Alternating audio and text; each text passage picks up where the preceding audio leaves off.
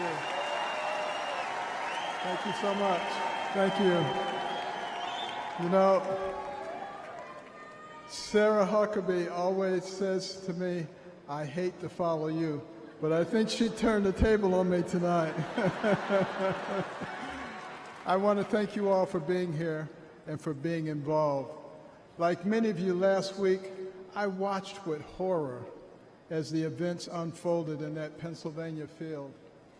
I saw President Trump, a dear friend, escape death by mere inches, and my thoughts immediately turned to the book of Isaiah that says, "No weapon formed against you shall prosper."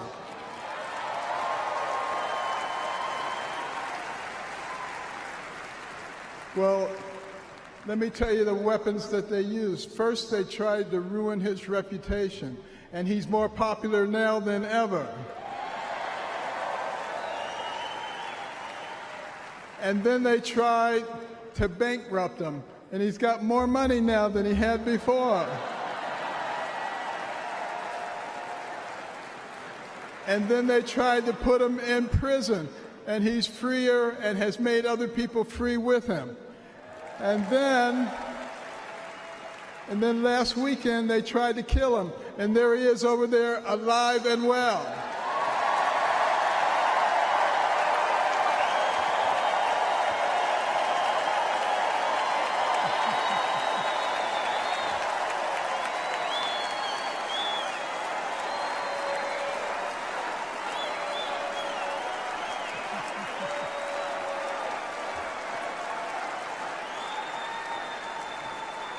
You know, I have no doubt that God lowered a shield of protection over President Trump.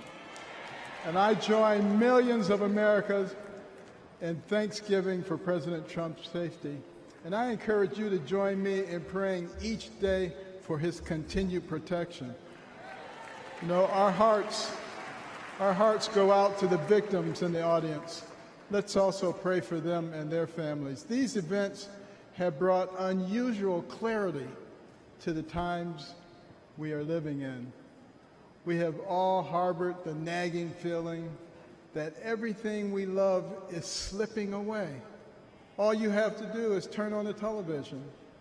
The free press, a pillar of any free society, has abused the public trust and resorted to lies, deception, and disinformation.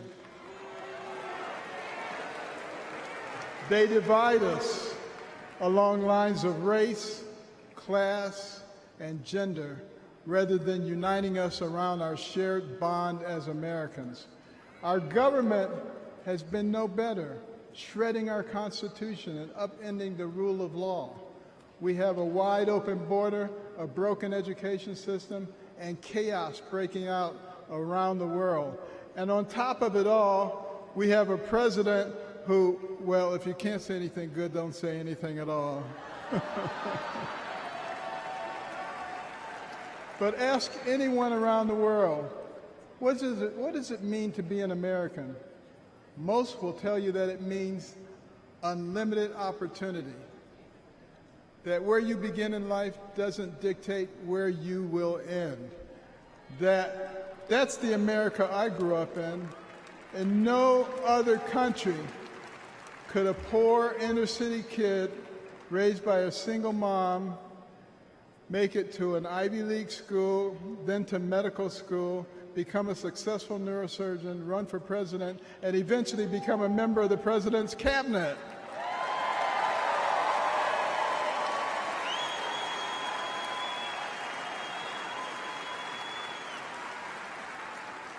You know, and as a member of his cabinet, I had a chance to work closely with him. And I got to tell you, this is a man who is a gift to us as a nation. He is very gifted. He is very smart. He is very compassionate. He cares about people. And I'll tell you, the first time I met him, it was before either of us got into the political arena. And we were at Mar-a-Lago, and someone came up to him and said, "Mr. Trump, Rod Stewart just walked in." And he said, "I don't care. This is Ben Carson."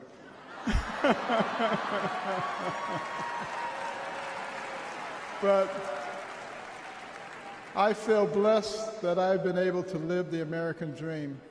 But my story is moving further out of reach in America today. The lessons my mother taught me, like hard work and the value of well-rounded patriotic education and faith in God above all else, are being forced out of the public square. But we're all here today because we know we can bring these things back. By God's grace, we live in a country where the people rule. We have the power to choose the kind of nation we will be and the kind of men and women that will lead us. And today the choice could not be more clear. The most repeated phrase in the Bible is this: do not be afraid, or fear not. It appears 365 times in Scripture, a reminder to live each day with faith, hope, and joy as joyful warriors for Christ.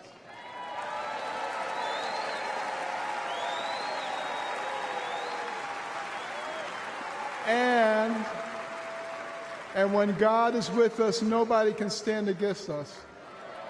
With this assurance from the Almighty, even the face of evil itself cannot shake our resolve. We will keep fighting, we will keep praying, and by the grace of God, we will save our country and re-elect President Trump together with Vice President Vance this November. And I want you to remember this. In 1831, Alexis de Tocqueville came to America to study our nation because the Europeans were fascinated. They wanted to know, how could a nation barely 50 years old already compete with them on virtually every level? So he looked at our government. He was duly impressed by our checks and balances and separation of powers.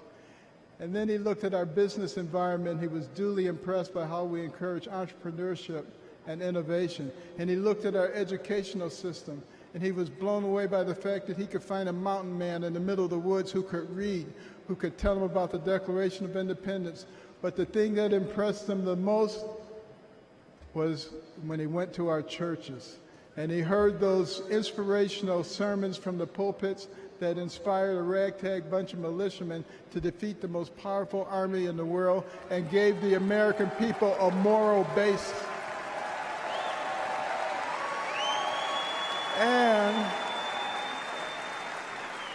And he concluded his 2-volume set, Democracy in America, with these words. He said, "America is great because America is good. And if America ever ceases to be good, she will cease to be great.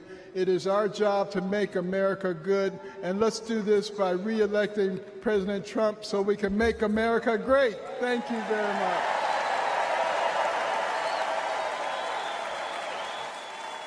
Ladies and gentlemen, please welcome